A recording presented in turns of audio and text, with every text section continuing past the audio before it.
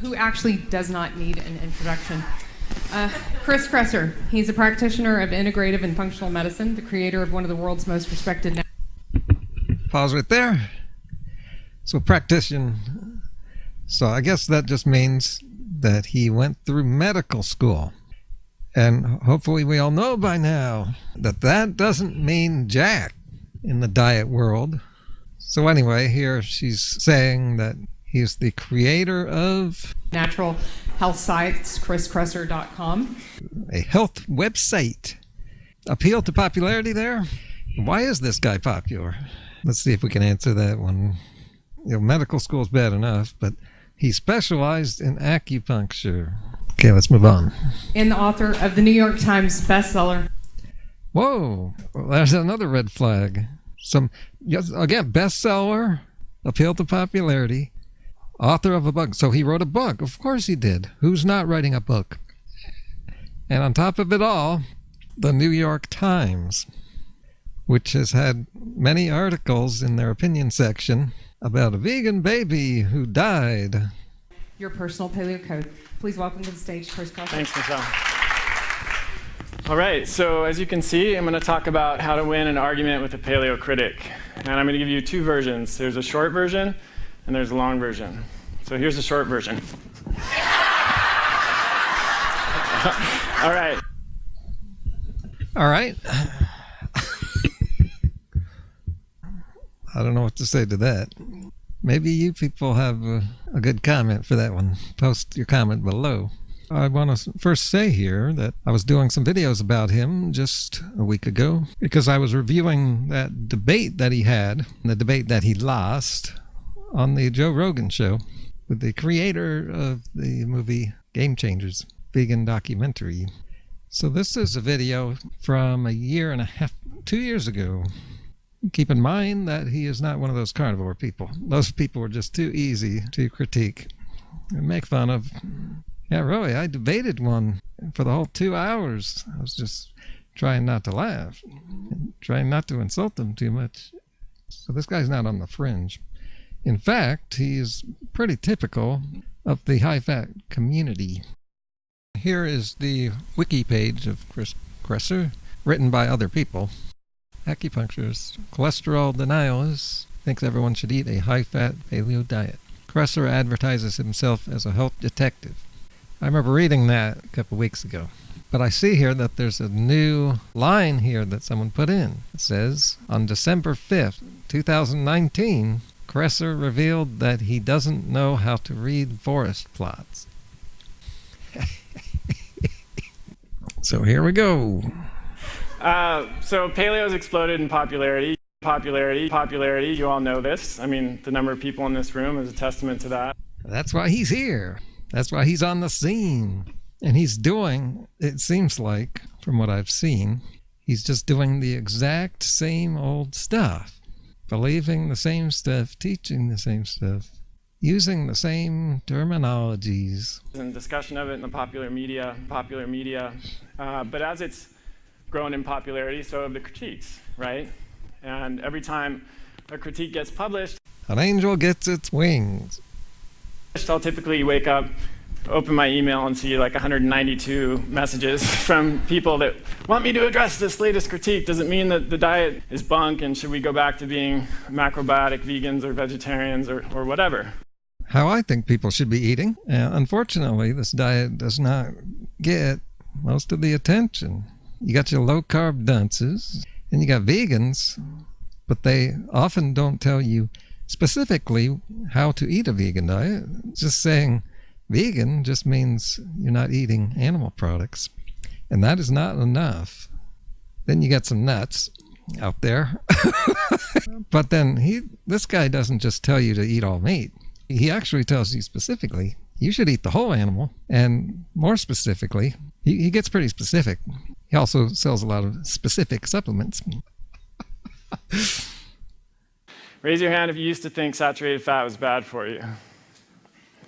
Raise your hand if you used to think red meat was bad for you. Maybe you didn't eat it, or you kind of felt guilty when you were having that big juicy steak. All right. So tip number 2 is to acknowledge what's true about the critique. And it's usually the case, not always, but usually the case that there is a shred of truth in the paleo critiques. And I think if you acknowledge that, you gain credibility and you also establish some common ground in the discussion. And that's going to take you a lot further than just denying everything about the critique. So Kresser's giving some advice here. Again, how to win an argument. Here it's more about the psychology, like meeting people halfway. All this stuff he's saying here is stuff I've said too for vegans on how to win an argument, how to talk to people. But that doesn't make the diet right, manipulating people onto your side. So the third tip is to admit the things we've been wrong about. Yeah, more getting people onto your side by acknowledging certain things your opponent would believe. I've never had to do that. I don't remember being wrong about anything. So he's admitting here that he and other paleo people have been wrong about stuff. That's because they're not too focused on the science. Just some philosophy about eating like our ancestors, but they just cherry pick the paleo era, which is not a good era to pick. Now here he is saying something else that I say frequently. Some of you know that I like to say this, but the history of science is essentially the history of most scientists being wrong about most things most of the time. If you look back, any period of history, scientists all thought they knew the answers. The world was flat. Well, first of all, that's kind of a low blow, bringing flat earthers into this. I don't think scientists were really, they just didn't have enough information. That was way back, and it is not the same thing. Secondly, he says, at any point in history, scientists were often wrong. Well, guess what? At some point, this present time is going to be history, and scientists will look back on it and wonder what they were thinking. But guess what? This guy's not a scientist. He's just some guy like anybody who would do searches on the internet and try to figure things out. He just thinks he's better at it than you. More recently, everybody was convinced that ulcers were caused only by stress, until some very brave researchers introduced the idea that they're actually caused by a bacterium called H. pylori. Is he saying that he doesn't believe ulcers are the result of stress when there's just too much empirical evidence about that one? Although I do understand that health problems are usually caused by more than one thing combining. So I would agree with ulcers on that. Of course, diet's going to be a factor. Meat is associated with ulcers, which probably explains why I've never had ulcers, because I've had a high level of stress and a stressful personality for my entire life, yet I keep it all in check with the proper diet. 7 of the most common critiques. Number 1 is some version of this. Why should we follow the paleo diet? I mean, those people all died when they were 30 years old, right? So you've heard something like this before. So it is true that the average lifespan of our ancestors was short and shorter than our average lifespan today. But that doesn't take into account important considerations, challenges that they faced that most of us living in the industrialized world don't face today. So they had very high rates of infant mortality. Wait, is that factored in? Is 30 their average age? Or is that the median age, where a lot of them did die? The Eskimos, none of them make it to 40, just about none of them. They had absolutely no emergency medical care. Sure, medical care extends the average lifespan today because people have so much health problems. No one's denying the sad diet is really bad. On the other hand, there's never been a point where I needed medical care. It's never saved my life. And as I reach my 50s, I'm nowhere close to needing medical care. They were subject to exposure to the elements, so they could very easily die from freezing if it got really cold out and they couldn't find shelter. Yeah, that's because they were living in the Ice Age, and they were living further north. That just shows they were living in times where they had to do unnatural things and eat foods that were unnatural for them to be eating. It may seem sometimes like we live in a violent society, but it's an absolute utopia compared to what a hunter-gatherer society is like. Okay, number 1, what a jerk. He just called the modern world utopia? What a slap in the face. And he's wrong. There's a whole bunch of people that die wars from even homelessness. And how does he know exactly how rough the paleos had it? We don't really know. I'm sure they adapted to their surroundings. So if you take a hypothetical group of 10 people living in the Paleolithic era, let's say 2 of them died at childbirth, another 3 during early childhood, maybe another 2 from tribal warfare. Tribal warfare? You mean like gangs, militaries, and militias?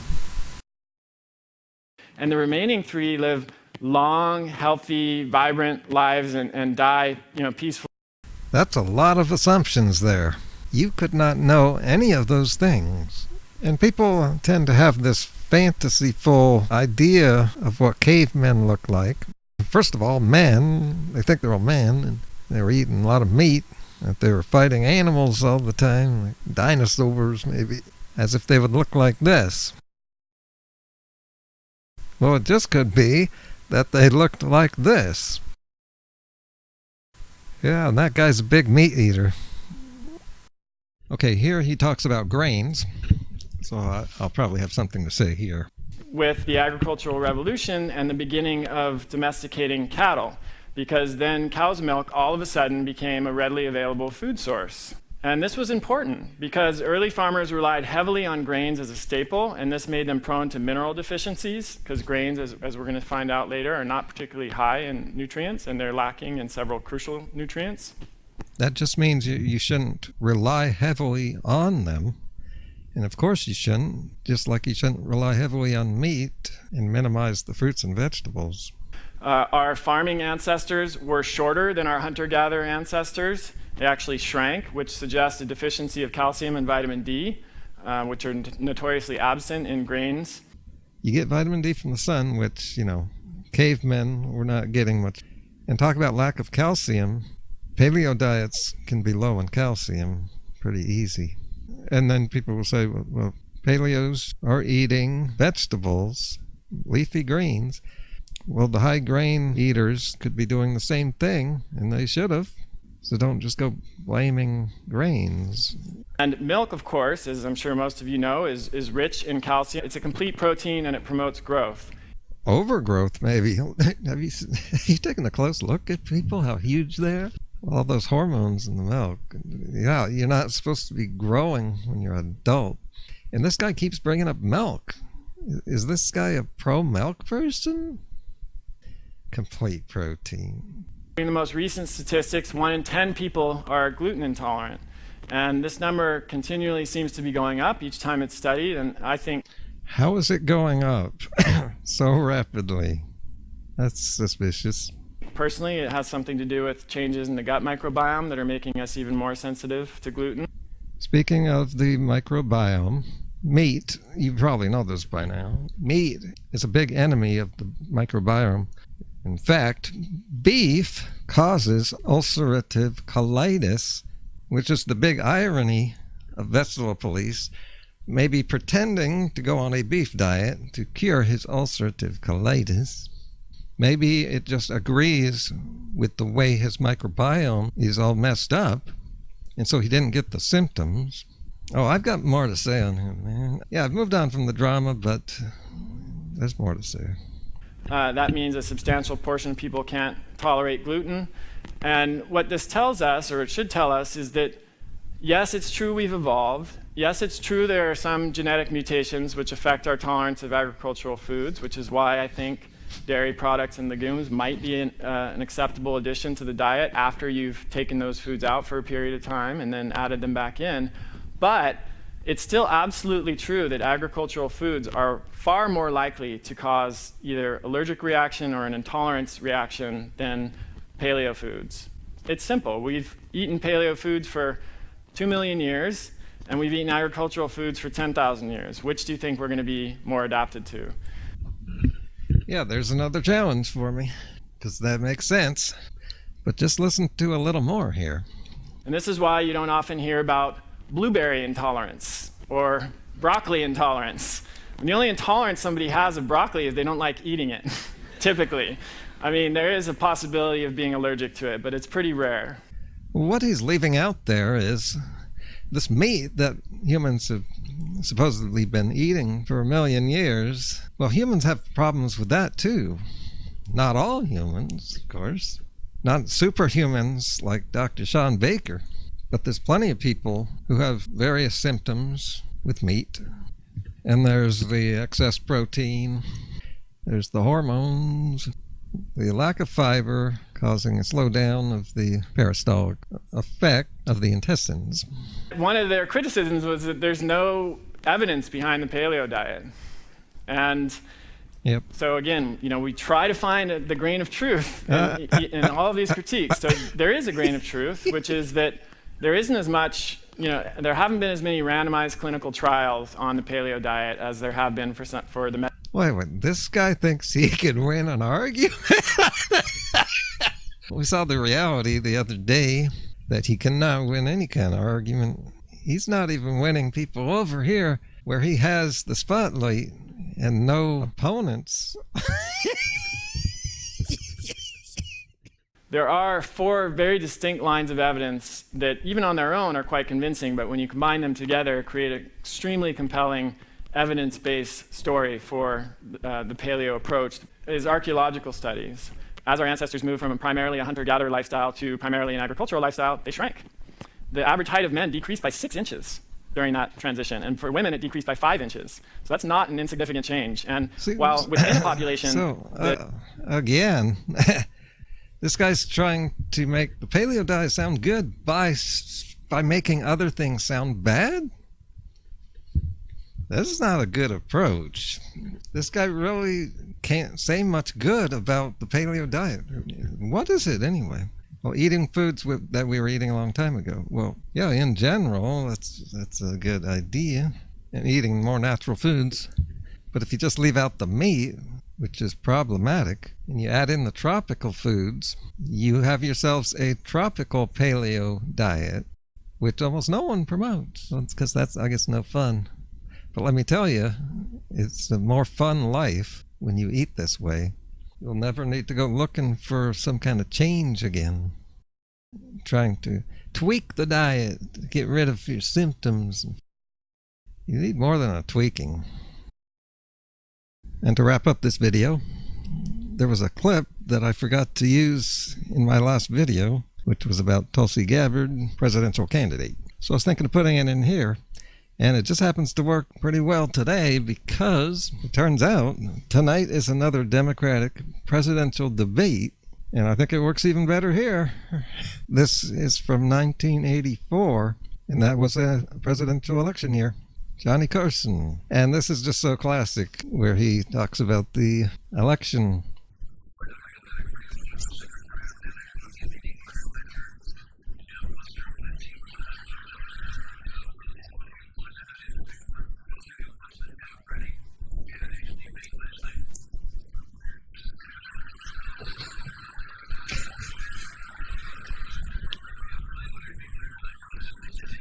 There you go.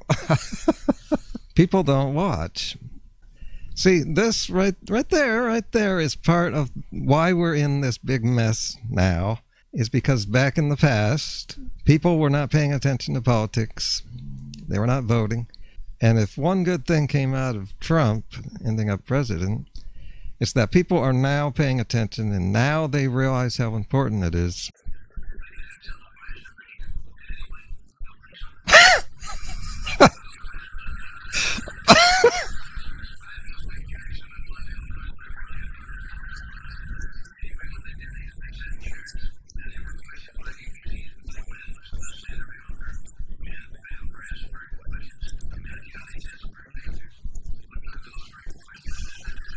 Yep.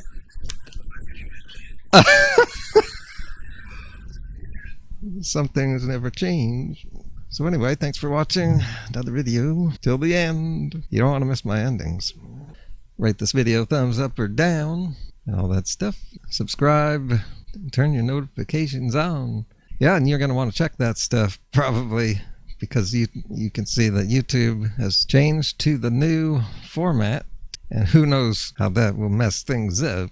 So make sure you're notified and subscribe. Yeah, I just found out why I haven't been getting notifications from Freely. Yeah, no surprise. Turns out I wasn't subscribed. I don't know why. I doubt I unsubscribed from her. Okay, we're done with Chris Kresser. Who's next? Well, actually, like I said, I'll be getting away from this stuff. Unless it has to do specifically with teaching people how to eat healthier, which I think this video does. Eat the fruit meals. Oh, and I forgot to mention how thin he is. On the one hand, he's not fat, but all these low carbers restrict their calories so they don't get fat, and that's not sustainable. And it just shows you that their diet is just wrong. And on the other hand, this guy's got no muscle. What happened to the muscle? He's supposed to look like this. What about all those buff gurus out there? Oh, maybe they got muscular beforehand and are just capitalizing off the fact that they are muscular. I think I've heard someone suggest that before.